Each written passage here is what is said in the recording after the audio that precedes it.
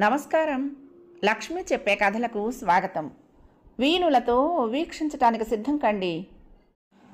ప్రియ సఖులు, ఇప్పుడు మనం ప్రసిద్ధ రచయిత శ్రీ కొమ్మనాపల్లి గణపతిరావు గారు రచించిన రాకోయి అనుకోని అతిథి ధారావాహిక నుండి 4వ భాగం వినేద్దామండి. భగవద్గీత చదువుతున్న సవ్యసాచి తనకు అభిముఖంగా నేలపై కూర్చున్న భార్య లక్ష్మిని చూస్తూ దాని తాత్పర్యం చెప్తున్నాడు. భర్త చెప్తున్నది వింటూ ఉంటే 45 ఏళ్ల లక్ష్మి కళ్ళు అశ్రుపూరితాలయ్యాయి. వినమ్రంగా భర్తకు చేతులు జోడించిందామె. ఆమె అలా కన్నీళ్లు చిందించడానికి, పరవశంతో ప్రణామాలు అర్పించడానికి కానీ కారణం ఒక్కటే, తన భర్త ఓ మానవాతీతుడన్న భావం. ఆయన ఒకవేళ పోలీసు డిపార్ట్మెంట్లో చేరి ఉండకపోతే ఈ దేశం గర్వించదగ్గ మరొక వివేకానందుడు అయి ఉండేవాడనేది ఆమె ఖచ్చితమైన అభిప్రాయం. పెళ్ళైన కొత్తల్లో మామూలు పోలీస్ ఆఫీసర్గా ఉండేవాడు. కానీ ఓ దశాబ్దంగా సవ్యసాచి చాలా మారిపోయాడు. పాపభీతి మూలంగా మారాడని కొందరంటే, కాదు చుట్టూ ఉన్న మనుషుల్ని మభ్యపెట్టడానికని మరికొందరు అంటూ ఉంటారు.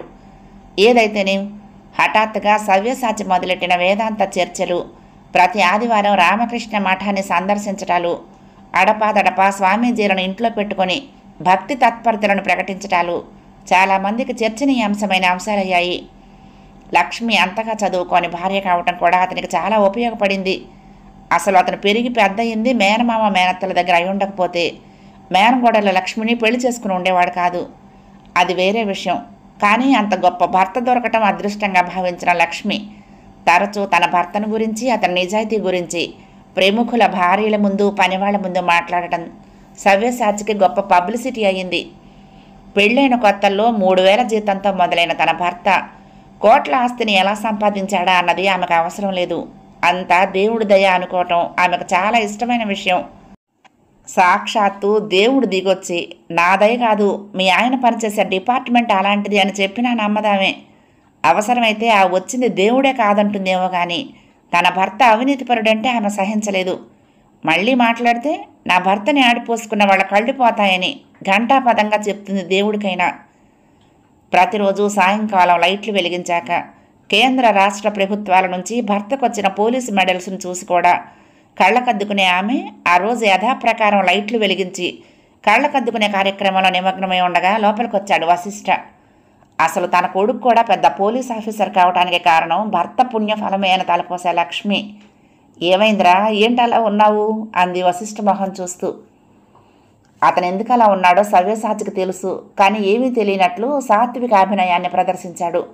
ఏంటి నాన్న అన్నాడు మృదువుగా కొడుకును చూస్తూ. రాజేష్ మరణానికి సంబంధించి మీ నుంచి కొన్ని వివరాలు తెలుసుకోవాలనుకుంటున్నాను డాడీ అంది. సవ్యసాచి కన్నా ముందు రియాక్ట్ అయింది లక్ష్మి. ఓ అలగా వెధవ గురించి నాన్నని అడగడం ఏంటి అనేసింది, భర్తతో కొడుకు అలా మాట్లాడటం ఇష్టం లేనట్లు. వశిష్ఠ నిశ్చేష్టుల్లా చూశాడు. రాజేష్ గురించి అమ్మకి ఎలా తెలుసు? సవ్యసాచి ఇబ్బందిగా కదిలాడు లక్ష్మి అనవసరమైన జోక్యంతో. ఈ విషయం మీ మమ్మీకి ఎలా తెలిసిందని ఆశ్చర్యపోతున్నావా వశిష్ఠ? మృదువుగా అడిగాడు. నువ్వు రాకముందే మీ అమ్మతో ఈ విషయం చర్చించాను. ఓ పోలీస్ ఆఫీసర్గా కాదు, ఓ తండ్రిగా అన్నాడు సవ్యసాచి. నిజమే, రాజేష్ని గోండాల కాలేజీ నుంచి లేకపోయాక రాజేష్ తండ్రి రాజారాం గారు నాకు ఫోన్ చేసి సహాయాన్ని కోరారు. ఒక ఆదర్శవంతుడైన ఉపాధ్యాయుడిగా ఆయన గురించి తెలిసిన నేను అసలు అలాంటి బిడ్డకు ఆయన తండ్రి కావటం ఏమిటా అని ఆశ్చర్యపోయాను. ఇలా ఎందుకు అంటున్నాను అంటే, అప్పటికే రాజేష్ మీద 2-3 టీజింగ్ కేసులు డిఫరెంట్ పోలీస్ స్టేషన్లలో రికార్డ్ అయి ఉన్నాయి కాబట్టి. అవి పర్సనల్గా నేను స్టడీ చేశాను వశిష్ఠ. అయినా ఎలాంటి చర్య తీసుకోవద్దన్నాను. ఎందుకంటే రాజారాం లాంటి మహానుభావుడు మనసు గాయపడుతుందని. అయితే రాజేష్ పోలీసుల మౌనాన్ని అడ్వాంటేజ్గా తీసుకున్నాడు. సాక్షాత్తు హోమ్ మినిస్టర్ గారి కూతురు మీదే దాడి ప్రారంభించాడు. నేను ఓ తండ్రిగా, తండ్రి మనసుతో రాజారాం అనే ఓ తండ్రి గురించి ఆలోచించి ఉపేక్షించినా కానీ మరి సూర్యనారాయణ గారు ఓ తండ్రిగా శ్వేతకు అవమానం జరిగితే ఎలా సహకరించగలరని, అందులోనూ శ్వేత అంటే నాకు కాబోయే కోడలు. ఆ చివరి వాక్యంతో వశిష్ఠ మొహంలో రంగులు మారాయి. శ్వేత గురించి అలా మాట్లాడటంలో నా ఉద్దేశం నీకు జరగాల్సిన పెళ్లి గురించి గుర్తు చేయాలని కాదు వశిష్ఠ. నువ్వు ఇంకా గతంలో నిన్ను మోసం చేసిన ఏకాంతను మర్చిపోలేదని నేను అర్థం చేసుకోగలను. ఆ గాయం పచ్చిదనంలో నువ్వు ఇప్పటికే నిద్రలేని రాత్రులు గడుపుతున్నావని ఊహించగలను. అయినా సరే శ్వేత ఈ ఇంటి కోడలు కావటం రేపైనా తప్పదని నీకు మాత్రమే కాక మీ అమ్మకు తెలిసిన విషయమేగా. అందుకే రాజేష్ గురించి మీ అమ్మతో చెప్పగానే ఇలా రియాక్ట్ అయింది. నా కోడలికి ఇంత అవమానం జరగటమా అంటూ ఆందోళన ప్రకటించింది అన్నాడు. నిజానికి ఇంత దారుణంగా లక్ష్మి రియాక్ట్ కాలేదు, కానీ భర్త తన గురించి అలా మాట్లాడుతూ ఉంటే నిజమా కాదా అని ఆలోచించడానికి బదులు రియాక్ట్ అయ్యే ఉంటానని తీర్మానించేసుకుంది. అయితే ఒకటి మాత్రం నిజం, సవ్యసాచి వేదాంతిలా అన్నాడు అడువంత బాధను గొంతులో ధ్వనింపచేస్తూ. గోండాలు అలా కాలేజీలో అడుగుపెట్టి రాజేష్ను లాక్కుపోవటం చట్టరీత్యా నేరం. ఆ విషయం నేను హోమ్ మినిస్టర్కు తెలియచెప్పి బలంగా ఖండించాను కూడా. శ్వేత నాకు కాబోయే కోడలినా కానీ ఇలా గోండాయిజంతో సమస్య పరిష్కరించాలనుకోవటం నేను సహించేది లేదని తెగేసి చెప్పాను. అయినా అసలు సూర్యనారాయణ గారు దండించారే తప్ప ఆత్మహత్య చేసుకోమని ప్రోత్సహించలేదుగా. దండించకుండా ఆయన రాజేష్ని అరెస్ట్ చేయించుంటే కాలేజీ నుంచి డిబార్ అయ్యేవాడు. జైలు శిక్షతో భవిష్యత్ అంతా నాశనం చేసుకునేవాడు. అది కాకూడదనేగా ఆయన మందలించి వదిలేసింది అన్నాడు. ఆయన మందలించి వదిలిపెట్టలేదు డాడీ. రాజేష్ను శారీరకంగా హింసించడమే కాక మీరు చాలా గొప్పవాడని చెప్పే రాజారాం గారిని బ్రోటల్గా చావగొట్టాడు. అప్పుడు అది శిక్షార్హమైన నేరమేగా అన్నాడు వశిష్ఠ. అలా అయితే నేరస్తుడి నుండి నిజం రాబట్టాలని మనం ఉపయోగించే 3rd డిగ్రీ ట్రీట్మెంటు నేరమే. ఆ లెక్కన మనలో సగం మంది ఈ పాటికి జైలుకి వెళ్ళాలి వశిష్ఠ. ప్రశాంతంగా నవ్వాడు సవ్యసాచి. నిజమే, అంత బ్రోటల్గా ప్రవర్తించాల్సింది కాదు. కానీ శ్వేత అంటే హోమ్ మినిస్టర్ గారి ఒక్కగానొక్క కూతురు, పైగా నీకు కాబోయే భార్య. ఇప్పటికి చాలాసార్లు ఈ ఆలోచన వ్యక్తం చేసిన సవ్యసాచి ఈరోజు 4-5 సార్లు అదే విషయాన్ని చర్చించడంతో వినటానికి మనస్కరించినట్లు వేగంగా గదిలోకి వెళ్ళబోయాడు. వశిష్ఠ తండ్రి పిలుపుతో టక్కునాగాడు. నేను చెప్పిందంతా నువ్వు నమ్మాల్సిన అగత్యం లేదు, నువ్వు కూడా మొత్తం ఇన్వెస్టిగేట్ చెయ్యి అన్నాడు. శ్వేతని ప్రిన్సిపాల్ని అప్పటికే అతను కలిసి చాలా ఆరా తీసినట్లు తెలిసిన సవ్యసాచి ఇంకా ఎఫెక్టివ్గా తన అభిమానాన్ని ప్రదర్శించాడు. ఒకవేళ పోలీసులు ఎవరైనా రాజేష్ మీద ఈవ్టీజింగ్ విషయంలో ఫాల్స్ కేసెస్ పెట్టుంటే అది కానీ నువ్వు నిరూపించగలిగితే. క్షణమాగి అన్నాడాయన. జరిగిన పొరపాటుకు నేనే బాధ్యత వహిస్తూ రాజీనామా చేస్తాను. ఒక సిటీ కమిషనర్ తలుచుకుంటే ఎవరినైనా ఎలాంటి కేసులోనైనా ఇరికించవచ్చని తెలియనంత అమాయకుడేం కాదు వశిష్ఠ. అయినా తండ్రి మాటల్ని నమ్మకుండా ఉండలేకపోయాడు. ఆశ్రిత చెప్పిందే కాక రాజేష్ చివరిగా రాసిన ఉత్తరం చూసి ఉండటంతో ఎక్కడో ఏదో గ్యాప్ ఉందని గ్రహించినా ఖచ్చితంగా అదేమిటో అర్థం కాలేదు అతనికి. స్వతహాగా పదునుగా ఆలోచించగలిగే వశిష్ఠ ఇక్కడ ఇలాంటి సందిగ్ధంలో మిగిలిపోవటానికి కారణం ఒక్కటే. చెప్పింది అతన్ని మభ్యపెట్టింది పోలీస్ కమిషనర్, అంతకుమించి అతడి తండ్రి. సో నా తమ్ముడి విషయంలో మీరు న్యాయం చేయలేనంటారు అంది ఆశ్రిత రెస్టారెంట్లో తనకు అభిముఖంగా కూర్చున్న వశిష్ఠతో. ఆమె గొంతులో ఆవేశం లేదు, ఆందోళన లేదు. ఇంతకు మించి న్యాయం ఆశించడం అన్యాయం అన్నంత ప్రశాంతంగా ఉంది. నిజానికి అది ప్రశాంతత కూడా కాదు, నిర్వేదం. ఆమె మనసును అర్థం చేసుకోలేనంత అవివేకి కాదు వశిష్ఠ. నేను నమ్మలేకపోతున్నాను మిస్ ఆశ్రిత. అసలు చనిపోయిన వ్యక్తి గురించి నీచంగా మాట్లాడేటంత సంస్కారహీనుణ్ణి కాదు నేను. పోలీస్ రికార్డ్స్ని పర్సనల్గా చూశాను. అంతకుముందే శ్వేతని ప్రిన్సిపాల్ని కలుసుకున్నాను అన్నాడు. రికార్డ్స్ అన్నవి బ్లాక్ అండ్ వైట్లో ఉన్నంత మాత్రాన అన్నీ నిజాలే కావు వశిష్ఠ. మామూలు అనుమానం మీద ఈ దేశంలోని ఏ వ్యక్తినైనా ఇంటరాగేట్ చేసే అవకాశం పోలీస్ డిపార్ట్మెంట్కు ఉందన్న రికార్డెడ్ క్రిమినల్ ప్రొసీజర్ కూడా ఆధారంగా మీరు సులభంగా ఓ వ్యక్తిని కస్టడీలోకి తీసుకోగలరు. అతడు నిజంగా నేరస్తుడన్న ఆధారం లేకపోయినా అతన్ని టార్చర్ చేసి అవసరమైతే ఆ టార్చర్లో లాకప్ డెత్ దాకా మీరు దూసుకుపోగలరు. కానీ అదే పలుకుబడగల వ్యక్తితో పదవిలో ఉన్న మంత్రి అయితే ఆధారాలు స్పష్టంగా ఉన్న వెంటనే మీరు చర్య తీసుకోరు. ఫార్మాలిటీస్ పేరిట తాత్సారం చేస్తారు. పై అధికారుల ఆదేశాల కోసం వెయిట్ చేయటమో లేకపోతే ఖచ్చితమైన సాక్ష్యం లేదనే నెపంతోనో ఇన్వెస్టిగేషన్ని ఆదిలోనే సమాధి చేస్తారు. మరి రాజ్యాంగం కూడా రికార్డు చేయబడిందే అయినప్పుడు రాజ్యాంగ రీత్యా న్యాయం ఈ దేశంలో ప్రతి పౌరుడికి ఒకటే అని ఫండమెంటల్ రైట్స్ సూచించేటప్పుడు పలుకుబడి గల వ్యక్తుల విషయంలో అది బలహీనం ఎలా అవుతుంది? మీ డిపార్ట్మెంట్లో అంతా సర్కిల్ ఇన్స్పెక్టర్ ధనుంజయలే కాదు వశిష్ఠలు ఉంటారని మొన్న మీరు నాకు హామీ ఇచ్చారుగా, కానీ ఏం సాధించగలిగారు అంది. అతను ఇబ్బందిగా చూశాడు. ముందు ఎదుటి మనిషిలోని పాజిటివ్ యాంగిల్స్ని మీ డిపార్ట్మెంట్ వాళ్ళు గుర్తిస్తే బెటర్ వశిష్ట. నేను కనీసం మీ నుంచి కోరుకున్నది అదే. ఎందుకో అతడికి చాలా రిలీఫ్గా అనిపించింది. పరిచయం ఎంతకాలమైందని? రోజులేగా. అయినా ఆమె నిక్కచ్చిగా సెల్ఫ్ రిలియంట్గా మాట్లాడటం మొదటి రోజు నుంచి ఆకట్టుకుంటూనే ఉంది. అయితే ఇప్పుడు ఆమె మాటల సందర్భంలో తనకొక ప్రత్యేకత లాంటిది ఆపాదించి తన మనసులోని భావాన్ని ఎక్స్ప్రెస్ చేసింది. అది వినటానికి బాగుంది. అసలు అతడికే వ్యక్తిగతంగా ఆమెతో మాట్లాడాలనే ఆలోచన లేకపోతే ఇంతసేపు ఆమె చురకల్ని భరిస్తూ ఉండేవాడు కాదేమో.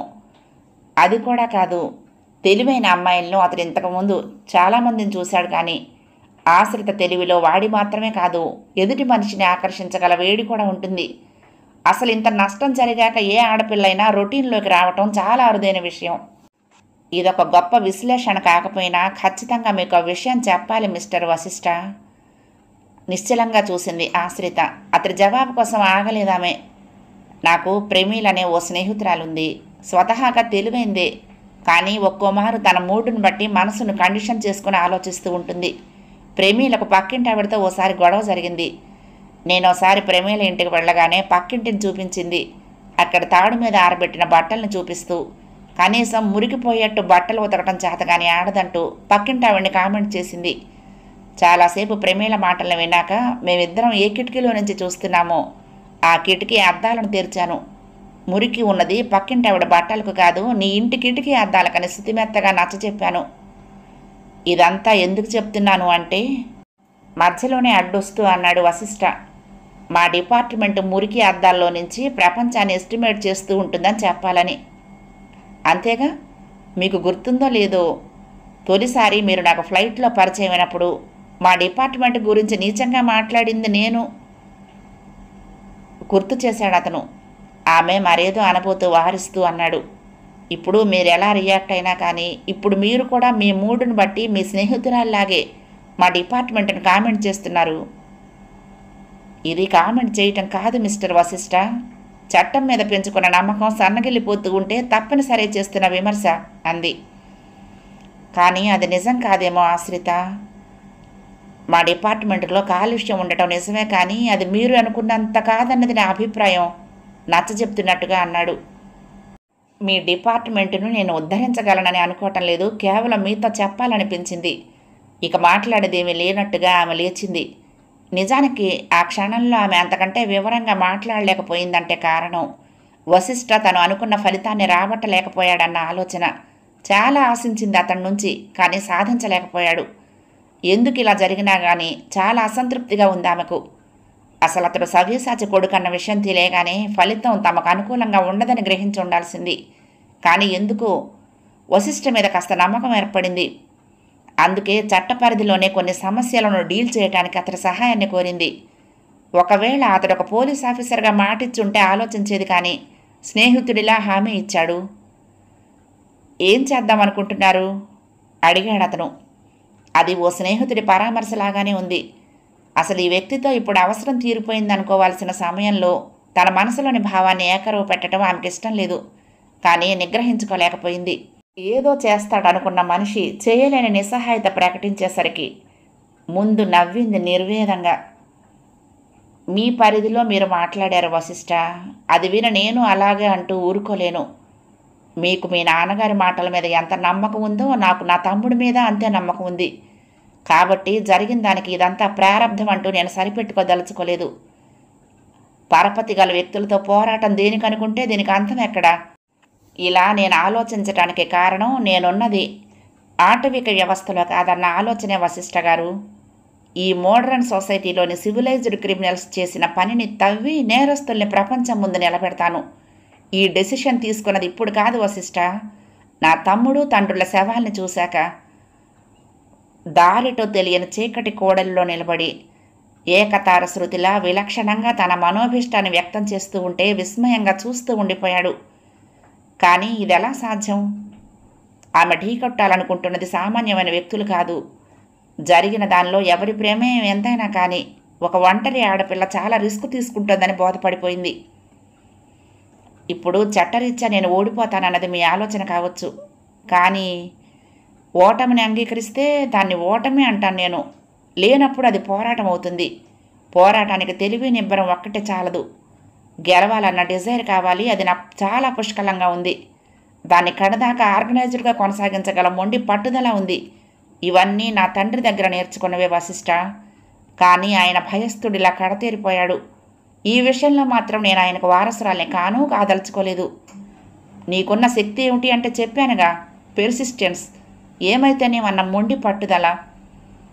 డెసిషన్ తీసుకోవటమే సగం గెలుపుకు గుర్తున్నంత ధీమాగా ఆమె మాట్లాడి వెళ్ళిపోతూ ఉంటే ఒక్క మాట అన్నాడు. ఆమె ఆగింది.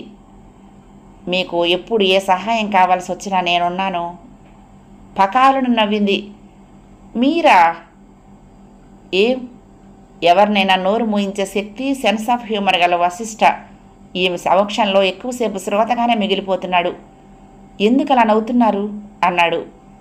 ఇప్పటికింత చేసిన మీరు ఇంకా ఏదో చేయగలనంటే నవ్వు రాక ఏమవుతుంది? వశిష్ఠ ఆహాన్ని గాయపరిచిన ఆశ్రిత ఉద్వేగంగా వెళ్ళిపోయింది. ఉదయం 10 గంటల సమయంలో కాలేజ్ క్యాంపస్లో అడుగుపెట్టింది ఆశ్రిత.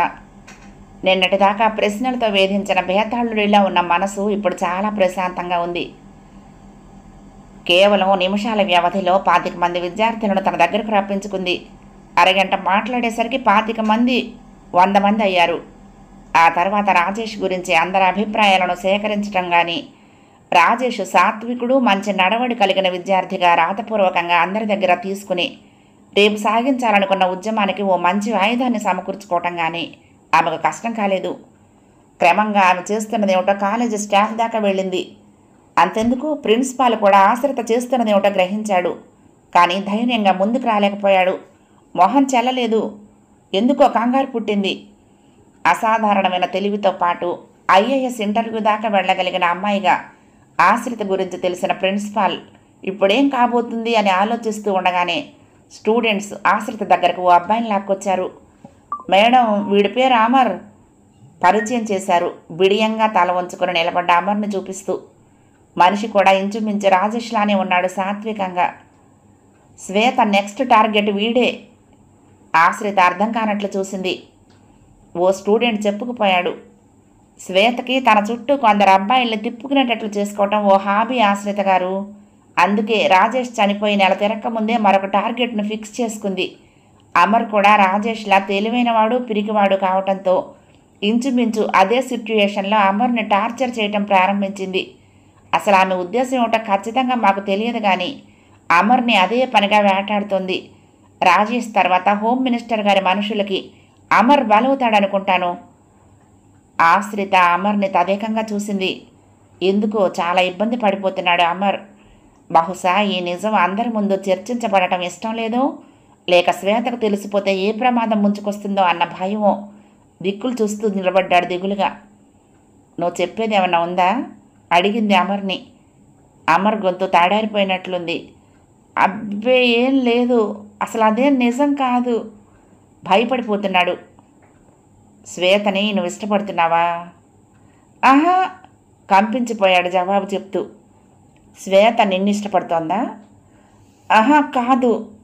పొడి పొడిగా జవాబు చెప్తుంటే ఉన్నట్టుండి టక్కున అడిగింది. మరి ఏం చేయాలనుకుంటున్నావు? మరొక కాలేజీలో చేరిపోదాం అనుకుంటున్నాను. అర్థమైంది ఆశ్రితకి. సైకలాజికల్గా కుదిపి సులభంగా జవాబు రాబట్టగలిగింది. అమర్ శ్వేత దూకుడికి తట్టుకోలేక ఏకంగా కాలేజీ వదిలిపెట్టి వెళ్ళిపోదాం అనుకుంటున్నాడు. రాజేష్కి జరిగింది తెలుసు కాబట్టి అలాంటి నిర్ణయం తీసుకున్నాడు. బహుశా రాజేష్ కూడా అప్పుడు ఇలాగే ఆలోచించుంటాడు, కానీ ఇంత అనర్థాన్ని ఎక్స్పెక్ట్ చేసి ఉండడు. ఎందుకో ఉన్నట్టుండి వశిష్ఠ అన్న మాటలకు నెప్తికొచ్చాయి రాజేష్ మీద ఈవ్ టీజింగ్ కేసులున్నాయని. గెడ్డి పరకలా చిరుగాలి అలకు సైతం కదలాడే రాజేష్ అమ్మాయిల వెంటబడి అదే పనిగా అందరినీ హింసించేవాడట. జులై వెధవల అమ్మాయిల్ని వేధించడమేగాక పోలీస్ రికార్డ్స్ దాకా వెళ్ళాడట. ఆశ్రిత నేత్రాలు అరుణుమని పుంజుకుంటున్న సమయాన చూసింది సమీపంలో ఓ ఖరీదైన కారు ఆగటాన్ని. శ్వేత కారులో నుంచి దిగుతున్న అమ్మాయి గురించి గుసగుసల్లా మాట్లాడుతూ విద్యార్థులు కంగారుగా కదలటం ప్రారంభించారు. కూలింగ్ గ్లాసెస్ తీసి ఊరకంట చూసింది శ్వేత. ముందుకు 2 అడుగులు వేసింది గర్వంగా. అది గర్వం కూడా కాదు. నాకేం తక్కువ? భూగోళాన్నే కాదు, కావాలంటే ఖగోళాన్ని కాల్చి విడిచిపెట్టగలనన్న అహం. శ్వేత పిలిచింది ఆశ్రిత అసంకల్పితంగా. ఎస్ ఆగింది శ్వేత హుందాగా. అంతవరకు ఆశ్రిత చుట్టూ గుమిగూడిన స్టూడెంట్స్ క్లాస్ రూముల వైపు నడుస్తున్నారు.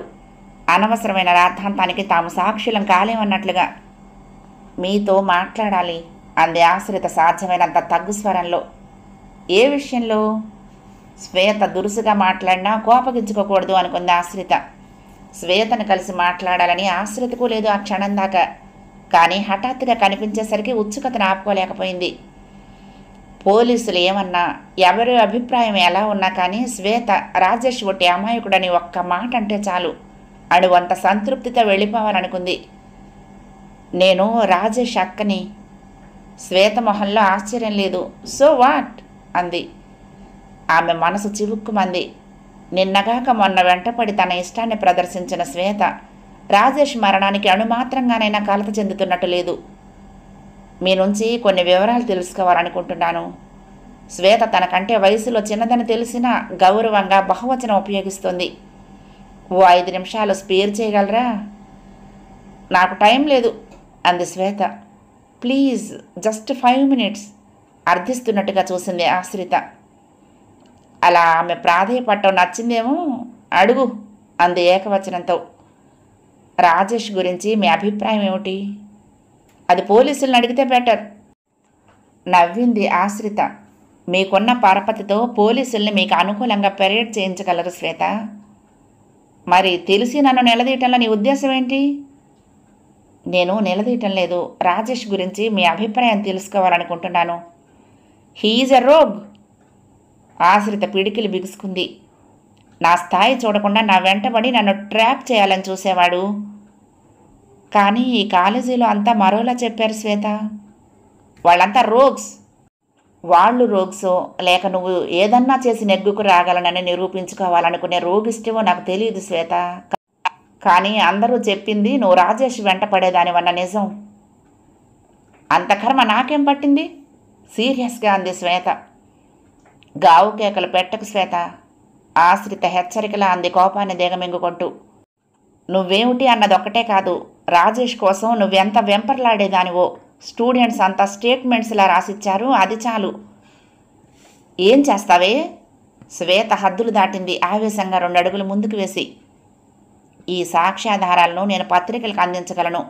నీ తండ్రి పరపతి మూలంగా నిద్రపోయినట్లు నటిస్తున్న పోలీస్ డిపార్ట్మెంట్ను మేల్కొల్పగలను. కనీసం వ్యక్తిగతంగా నిన్ను చాలా నష్టానికి గురి చేయగలను. విభ్రమంగా చూస్తున్న శ్వేతతో అంది ఆశ్రిత ఆవేశంగా. నా తమ్ముడి చావు విషయంలో నీ తండ్రిని శిక్షించగలనో లేదో నాకు తెలియదు శ్వేత. కానీ పెళ్లి కావలసిన నిన్ను అన్పాపులర్ చేయగలను. అది నా ఉద్దేశం కాదు.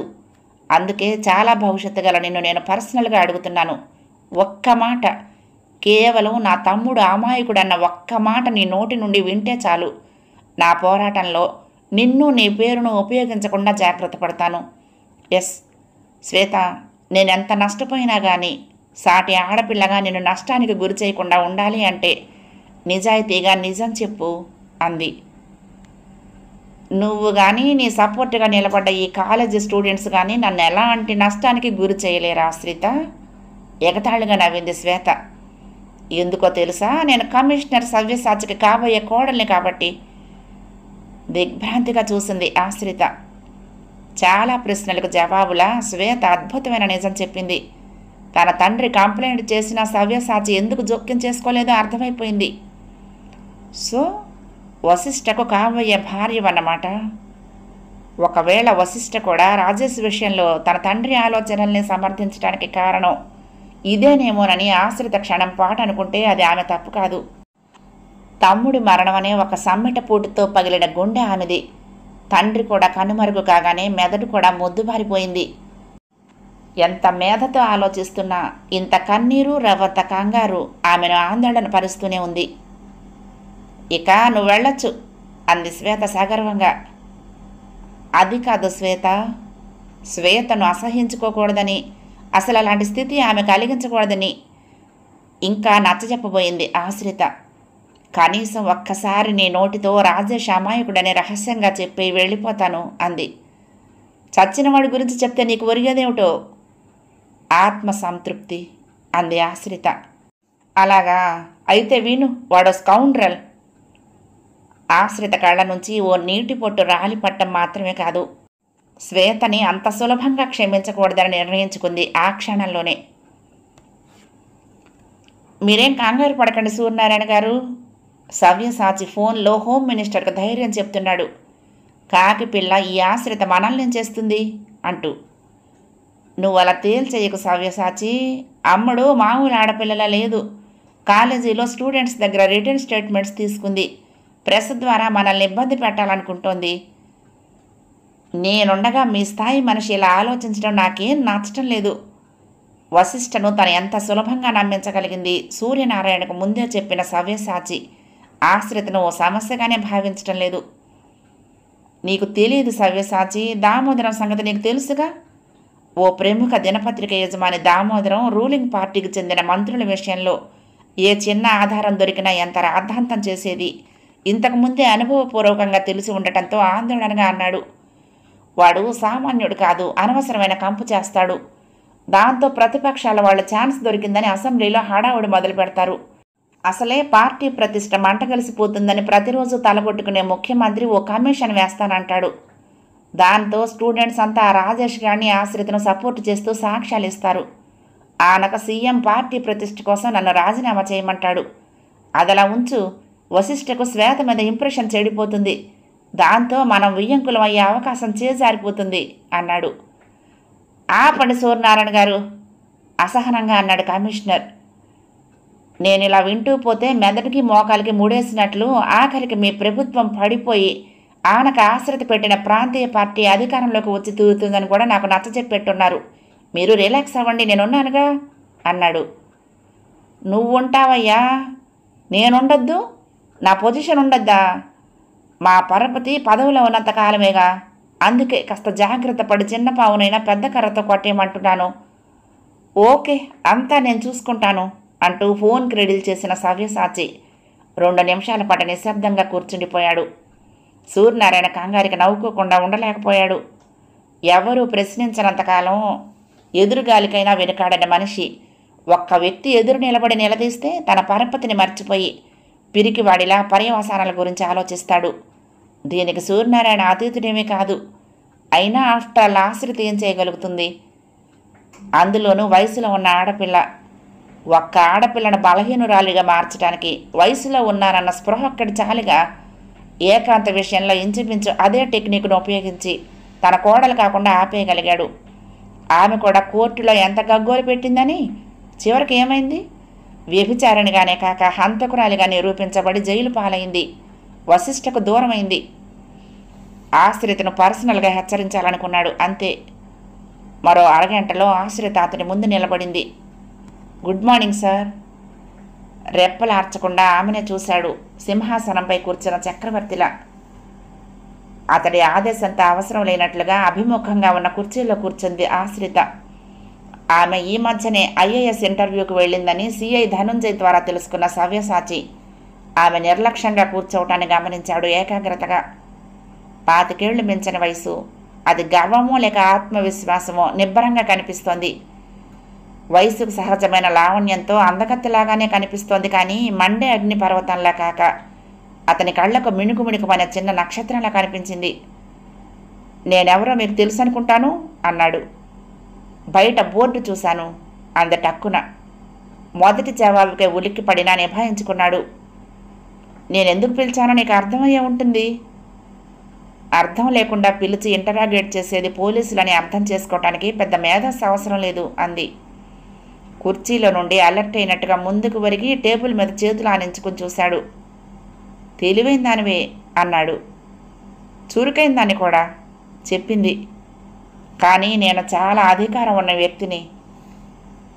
అయినా నా గురించి కంగారు పడుతున్నారే. షటప్. ఓ కాకి పిల్ల ఇలా రాబందుల రెక్కల చప్పుడు చేయటమే నచ్చనట్లు అరిచాడు. నువ్వెవరితో మాట్లాడుతున్నావో తెలుసుకోవటం మంచిది. మీరెవరైనా కానీ ఇప్పుడు మీకు నాతో అవసరం ఏర్పడింది.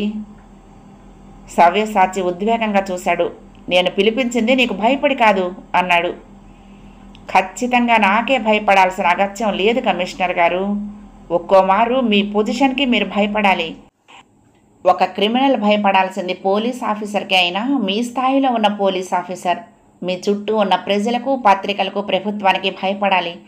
ఎందుకంటే క్రిమినల్స్ని కంట్రోల్ చేసే ఓ ఉన్నతాధికారి క్రిమినల్గా నిలబడటం సిగ్గుపడే విషయం కాబట్టి. What do you mean? ఆవేశంగా అరిచాడు. మీరు ఇలా పదే పదే అరిచి ఎనర్జీ వేస్ట్ చేసుకోవడం బాగోలేదు. ఎందుకు పిలిచారో చెప్పండి అంది. నీ తమ్ముడి విషయంలో పత్రికల దాకా వెళ్తున్నావని తెలిసింది. ఎస్, వెళ్తున్నాను. ఎందుకంటే పోలీసులు నాకు న్యాయం చేయలేదు కాబట్టి నిశ్చలంగా అంది. 4వ భాగం సమాప్తం.